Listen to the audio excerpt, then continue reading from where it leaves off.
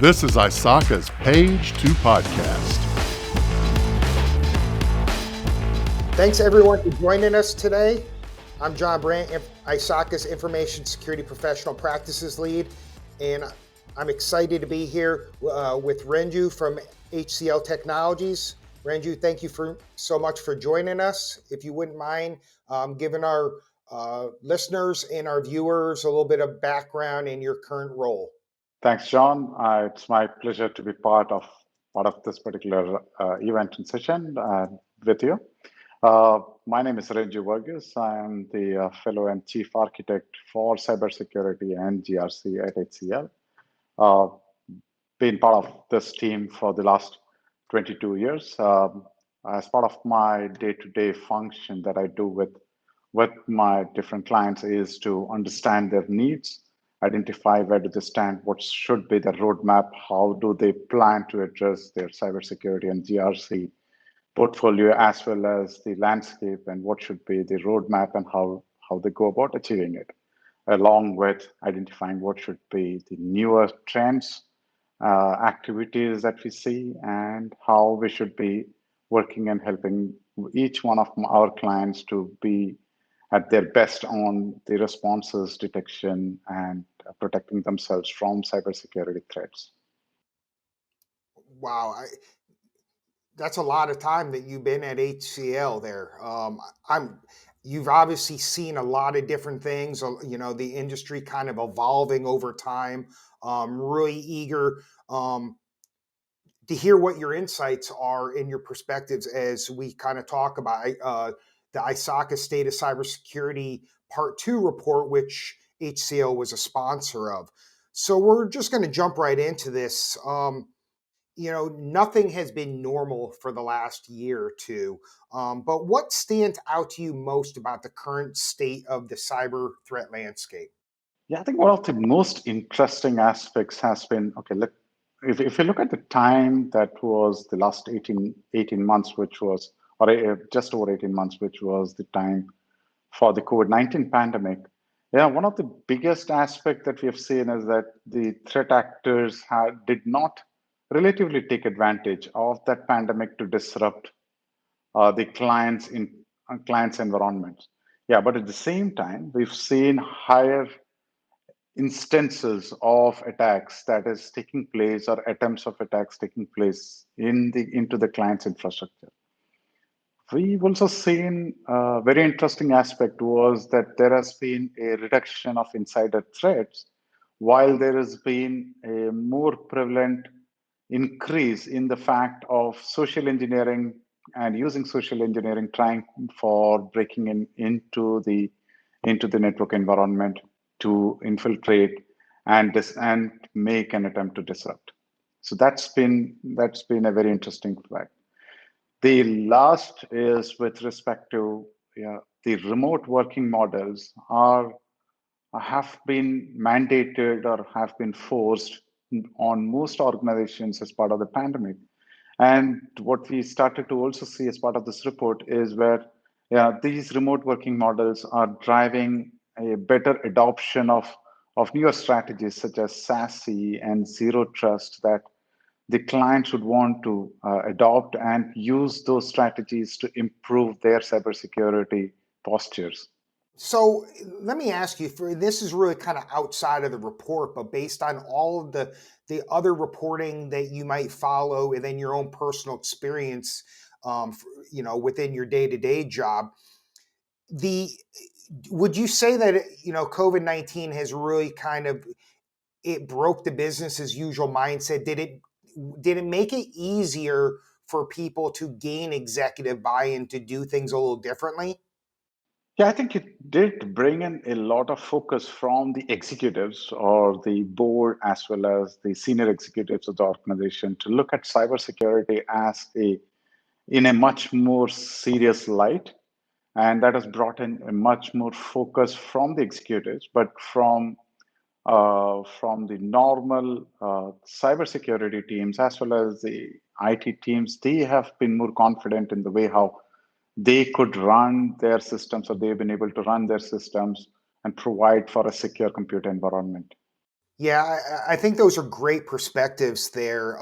And it seemed to be, of all of the bad things that the pandemic brought about, there were some positive things, obviously, in the ways of efficiencies and um, just that ability to be a little bit more flexible, right, with the mindset. And we just saw that, whereas remote work was largely not as prevalent before the pandemic, and a lot of corporate opinions have changed, not only because there's some um, business savings, cost savings from real estate and whatnot. But there's been a lot of comments on as to productivity going up. So again, it's fortunately there were some silver linings to be had here.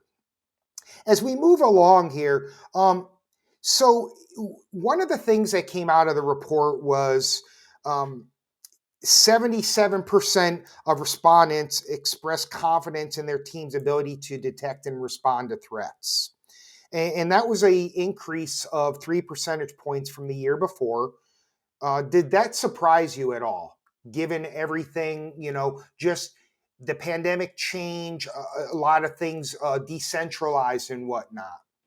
Yeah, I think that that is a very interesting aspect which was brought out as part of the report is the improved confidence in the detection and ability to respond. Yeah, why it was a surprise is the fact that when most of the teams and most of these functions were operating remotely, which means that there was no close interaction from a physical standpoint, or those water cooler conversations to identify and interact and identify uh, uh, potential problems or potential areas that somebody's trying to infiltrate or somebody's trying to break in. Yeah, and what should be the response? Now, when you take those water cooler kind of conversations out and have people and the incident responders all sitting at remote locations in their houses, and how do they interact? And that brings a different perspective to it. And hence, it was very surprising to find that increased confidence, which means that there was a very very strong mechanisms of how these individuals belonging to different teams have been interacting and trying to maintain a better secure environment for at their respective enterprises.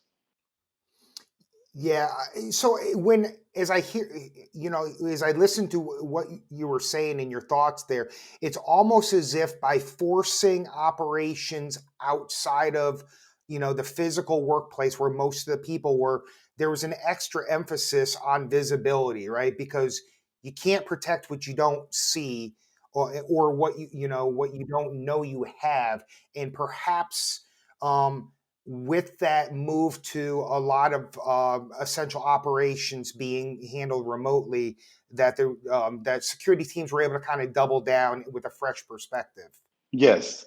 So one of the aspect which I was mentioning is that since all of us are humans, the basic interchange and that spark of new thoughts come in because of the fact that when we interact face to face with our colleagues, be it on a problem, be it on what we are seeing, and hence try to interact with different perspectives and identify different avenues of what might be potentially an attempt to break in. Now, when you take this, disrupt this face to face interactions and take it remote, is what actually the pandemic brought in by forcing most of the folks to be working from their respective homes and interacting through other collaborative mediums such as Teams, Zoom, or any of those kind of collaborative mediums. But it also brings in and breaks that basic established function of having those face-to-face interactions, those water cooler discussions, to also interact and interchange perspectives to find out if there is a new model of attack, or there is a new channel or a new method of somebody trying to attempt to break in into the system. Now, those things have all been disrupted as part of the pandemic, and that's the reason which was very interesting and surprising that, yeah, being remote, there was also this new fabric which was created of interchange, interaction between these different teams to identify and jointly maintain a much more secure environment.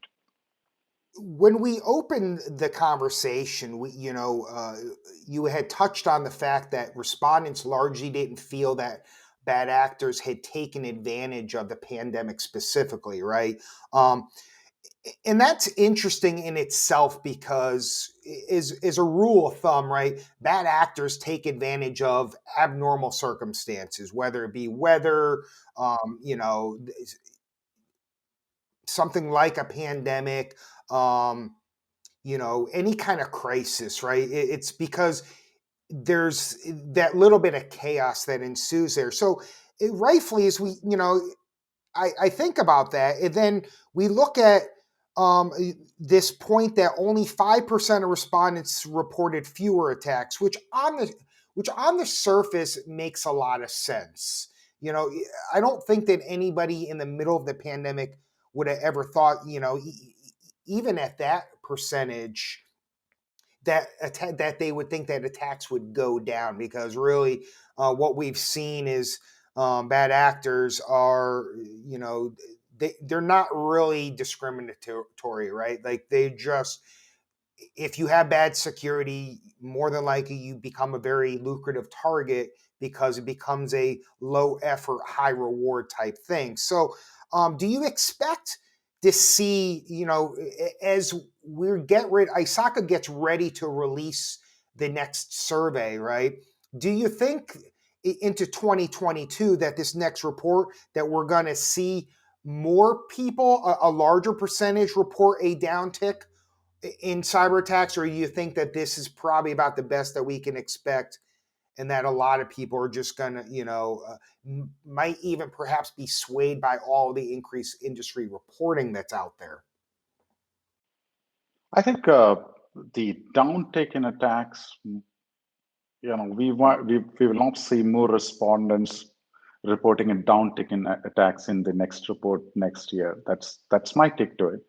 What the reason for it is that one, there has been what we have seen as part of this particular report is also there's been higher number of attacks. What we've also seen by the other industry reports is the complexity and the innovativeness for the attacks have drastically improved. We've seen that happen in few of the attacks, such as the SolarWinds part of the attack, or the Colonial Pipeline attack. So these are going to be having larger impacts. We will have exactly like what you mentioned, John, about some of the respondents being swayed into believing there are more attacks. That's one aspect of it.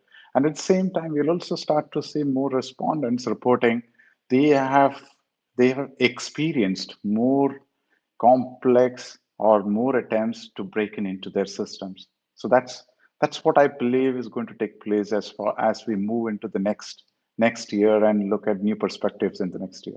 That's a great point. And again, just to deviate, when we see one of the big concerns that I have within the industry, and this is just technology in general and business in general, is the more mergers and acquisitions and movement to just a few major players increases risk.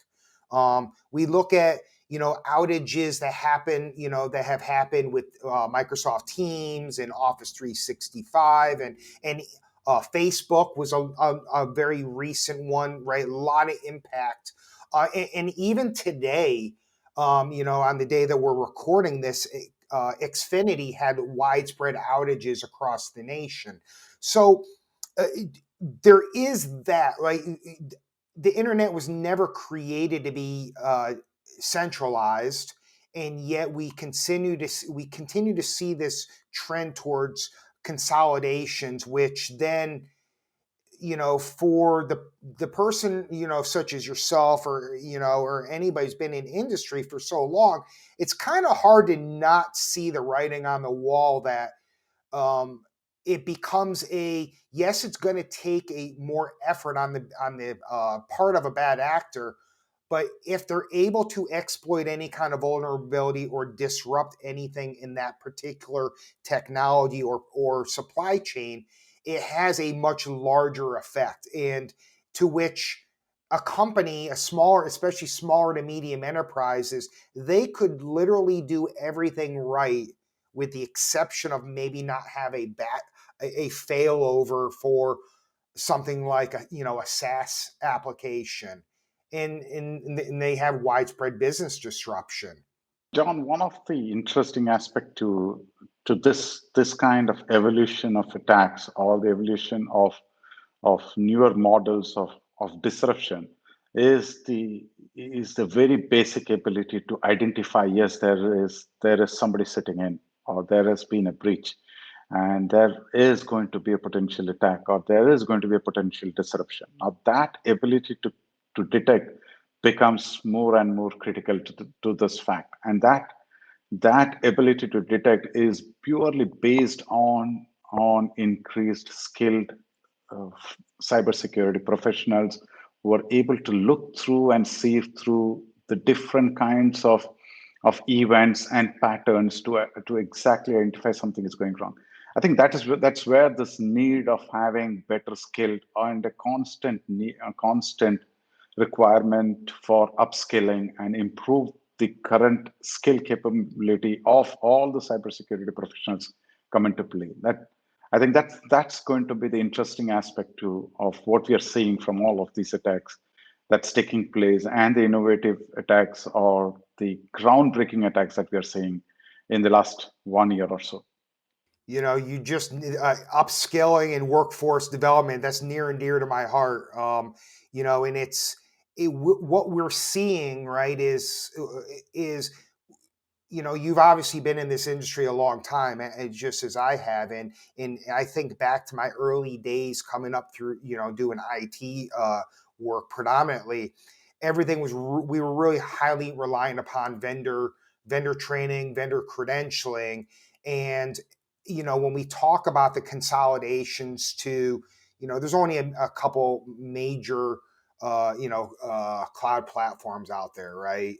So now all of a sudden, that plus every vendor specific tool that an enterprise wants to look at, there's a training component to that. And it is one of those things that we can't dismiss it, because it's this blend between the vendor neutral, having the vendor neutral approach and just analytical abilities in that quest for knowledge, right? To kind of find that digital needle in a haystack, as well as sufficient technical knowledge of whatever tool or technology you're using to provide your insights, as well as your operations. We're going to pivot here for a second. Let's talk about cyber maturity and cyber assessments. Within our report, one of the insights we wanted to kind of dive into was this notion of, does it really matter whether the security team reported to the CISO or CIO? And there were a couple instances where there were some marked differences. And that really, will kind of encourage readers to kind of dig into that, and they can read that, the report off, on their own time. But what was interesting is 65% of respondents said that they assess cyber maturity, and that's a good thing.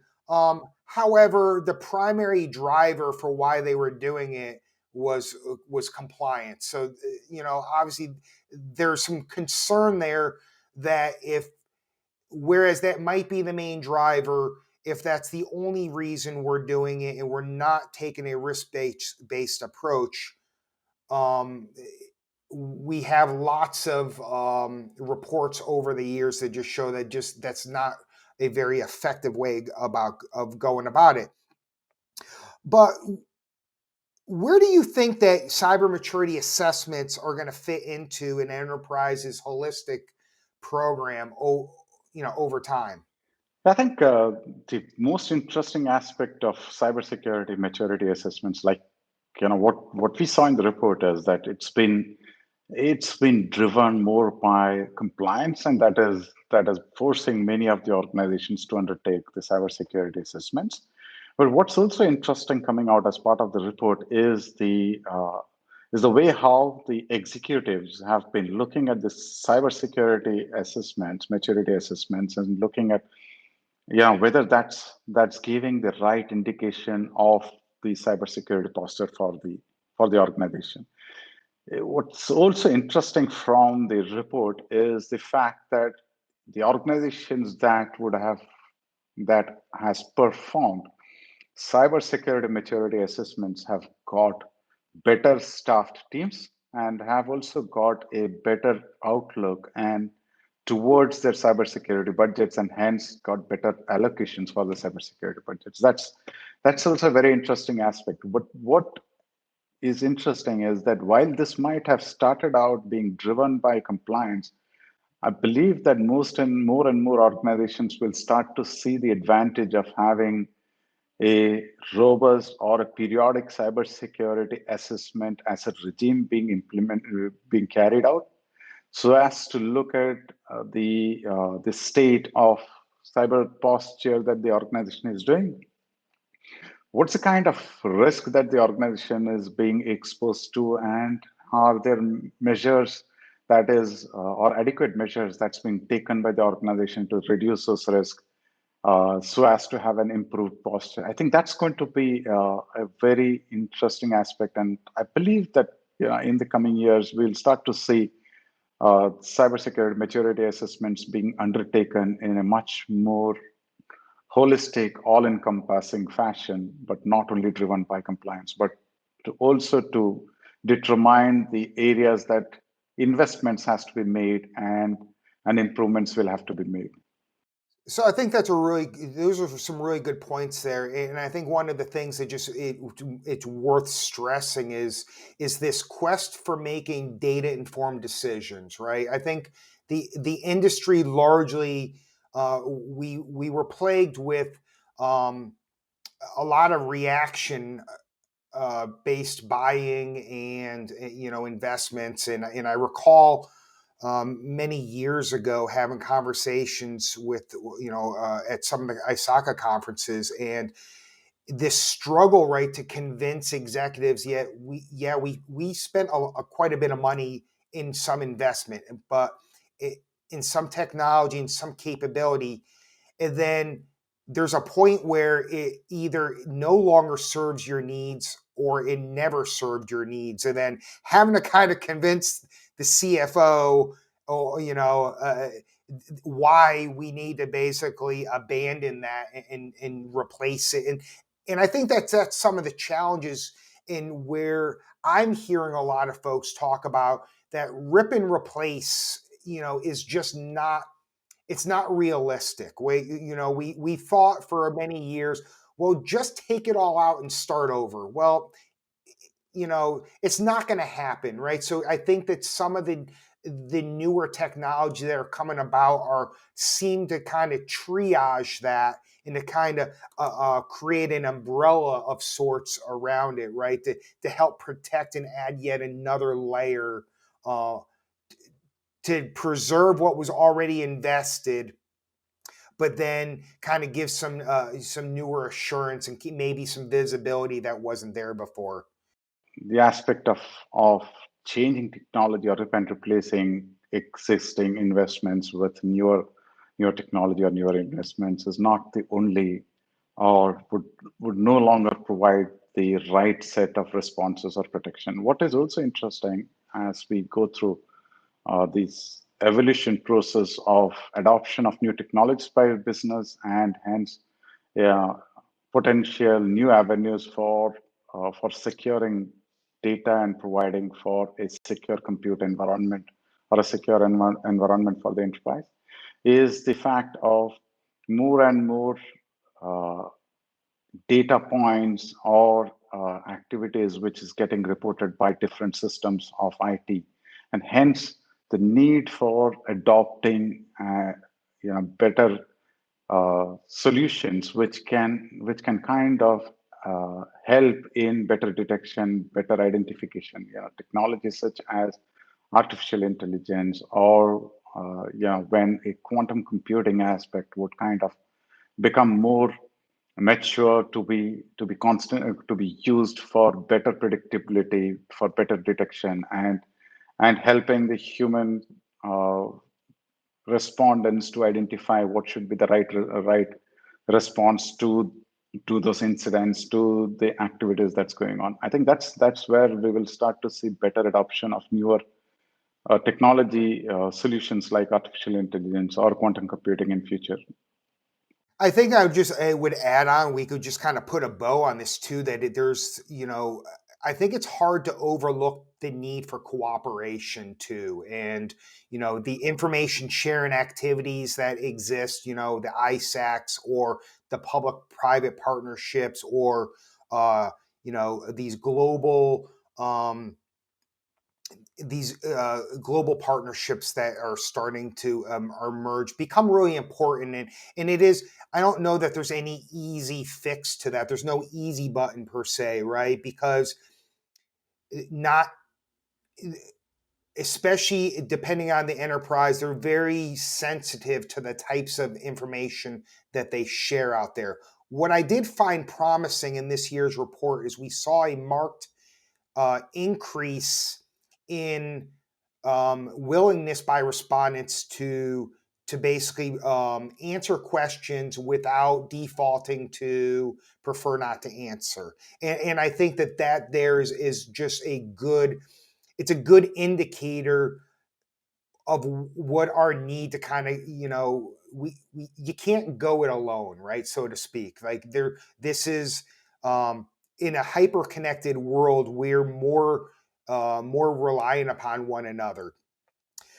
We're going to wrap up this interview here today, and no cyber podcast can ever happen without talking about ransomware, and to which there's been no shortage of incidents this year.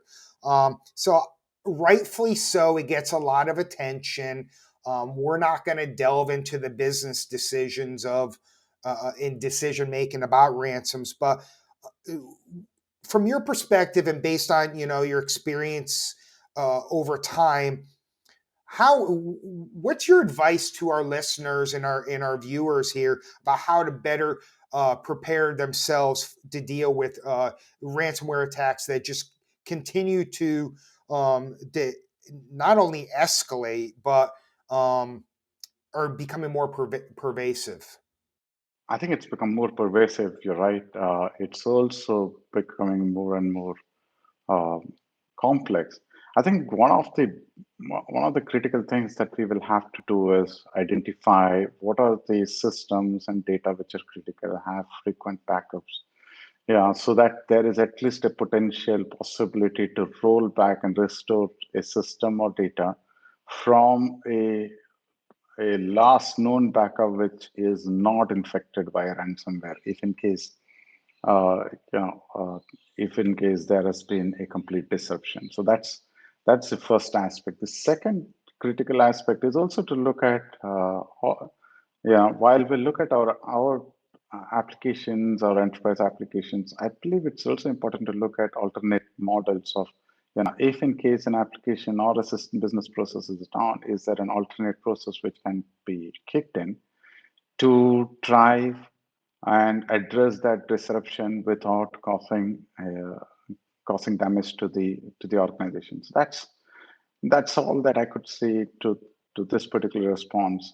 Because while it's very painful to have a ransomware and to go through all those aspects of identifying the keys, having the negotiation, going through the payments, etc. It's more important to have a very safe, secure, uh, reliable backups which can be used to restore systems and stand up much faster. Those are all great points there, and I love the fact that you really made it a point to emphasize the need to have backup processes, right? An alternate way of processing. And I think, you know, we look at, just how the world is moving today. It's largely a digital first world. It's hard to see to not see the impact. If a power outage goes down, if the credit card, point of service machine has no connectivity, it's like businesses are just really, they don't know how to handle it. And I don't know. And again, there's no easy solution here other than the fact of, as the world races to address the digital divide, there's also this resiliency component, right? And business continuity that can't be overlooked, and how you do that.